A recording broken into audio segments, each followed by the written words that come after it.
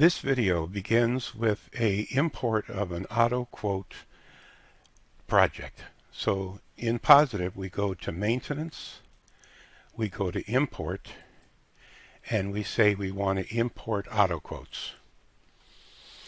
Right here is where we picked the project that was downloaded from AutoQuotes. And in this case, let's see if we have a American.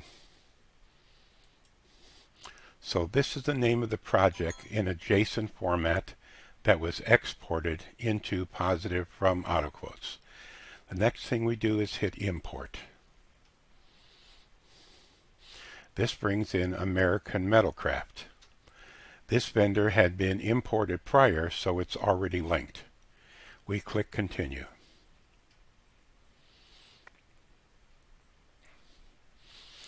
"12 items have been added to our inventory. Because these were imported prior, they have little green check marks. If they are not in your inventory, all you do is click Verify All, and they will be added to your inventory for you. Now we pick the customer that this project is for.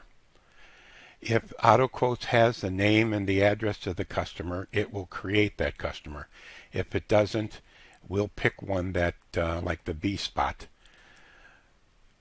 And here is the import to.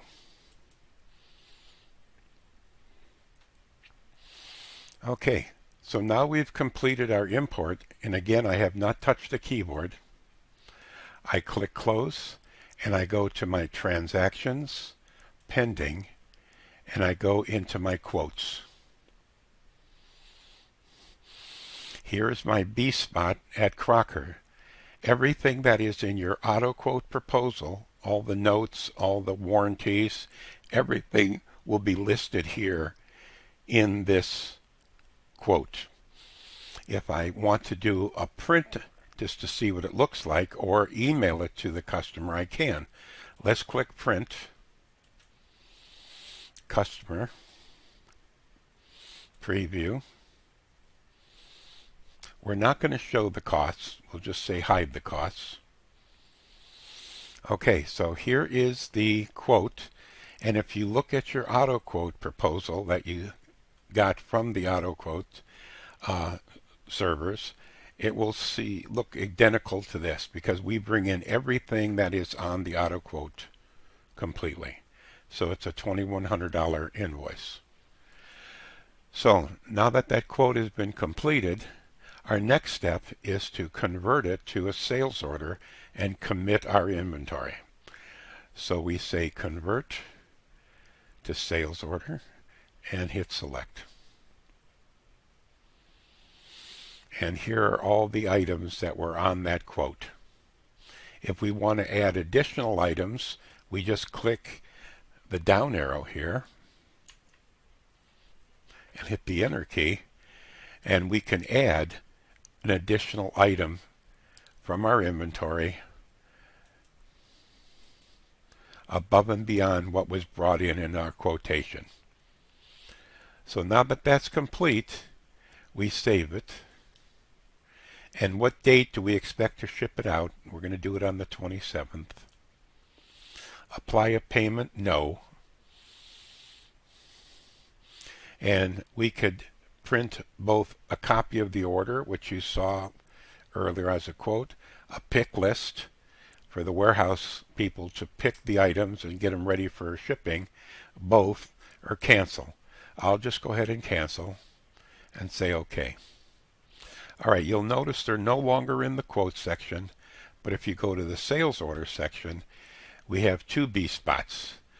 This is the one that had the 2 items, and this is the one that had the multiple items. And as you can see, we have back orders on these items. We don't have it in stock. So what we want to do is we want to create a purchase order. So click Purchase Order, Create PO, and you'll see we have all these POs, and they want to know which ones we want. So we're just going to say Tag All. We want to make POs for all of them. And then we're going to say we can make it directly as a drop ship to our customer, or we can bring it in-house with a convert PO orders. Okay, now we're in our purchase order system, and this is our order list. These are the items with the blue question marks that we are not going to ship, so I'm going to say tag all and turn these into red check marks. That means I'm going to get a purchase order created from my original sales order.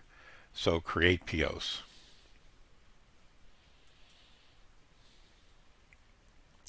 Okay, I have POs from both these, so I'm going to say close. And I am going to notice that these are still in my sales orders, and I'm going to go to the purchase order module. And here are those from Metro, all those items that we had in our original order. So I'm going to say I want to release this purchase order to my vendor. Now we do have the ability to email that PO. We can also print it and print highlighted, preview. And this is what our purchase order would look like. It has the AutoQuote number from matches the drawings. And then here are all the items, and here's everything that is on that PO.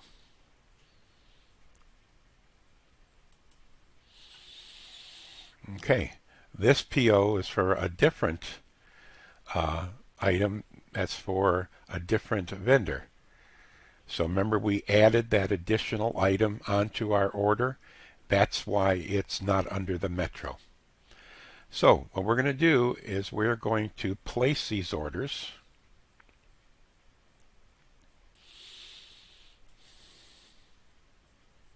We can email the PO or print it.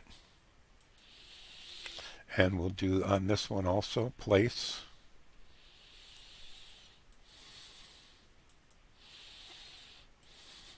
Okay, those POs have been released to the vendor. Now we're waiting for the product to come in.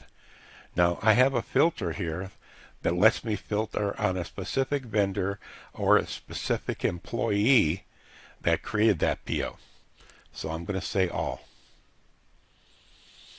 All right, now what I'm going to do here is I'm going to receive these items in. So receive edit. It wants a invoice number or a packing slip number. And whether there's freight or anything else added to that, we click OK. Then we say receive all. We don't have to receive all. We can have some that we didn't receive, and we can go ahead and make those that they haven't been received yet, and they'll be still open on the PO. Now if I go to edit any of these line items, I do have the ability to change the cost from what the PO said it was going to cost to what it actually cost when I'm looking at the invoice. So when this is done, I'm going to say save and post, receive now. Okay, as you can see, it filled that back order that we're working on, 537, and we'll complete. The next thing we're going to do is receive this one, because we want to invoice this order.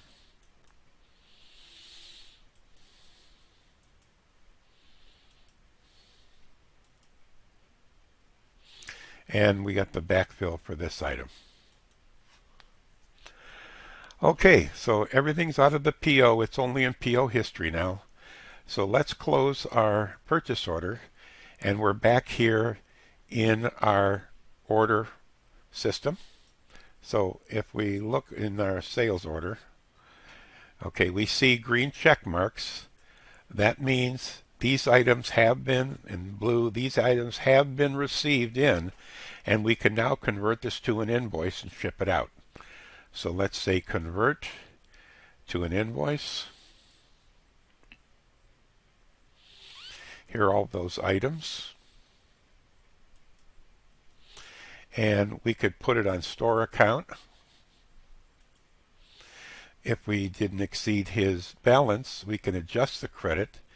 We can leave it at 0 and just allow the charge, or we can give him a credit limit that is less than this. So we're going to allow this charge.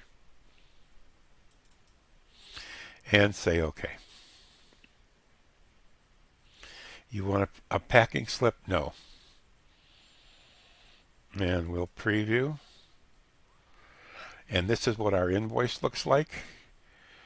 It's got all the information, any notes, any warranties, any of those will be listed on here for you.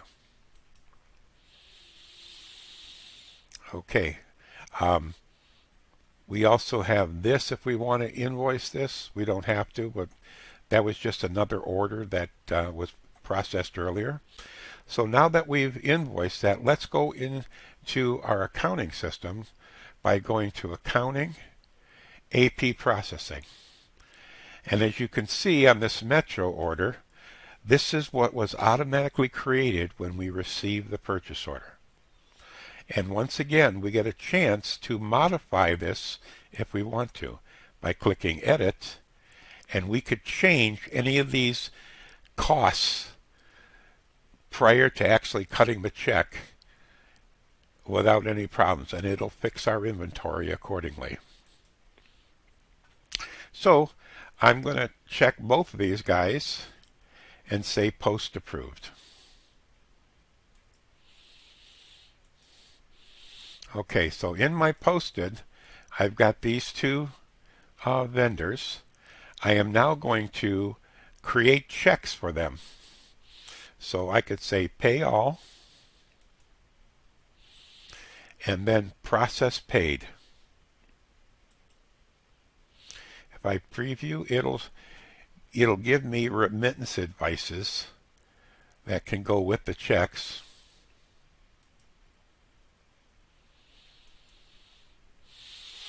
Okay, so we've done that. We've processed our checks. Now, if we go to our checkbook, we see we have two invoices here for these two payees, but no check numbers because we haven't printed the check number yet. So if I go to Print Checks and say 513 is my next check number, I believe. Yep, 513.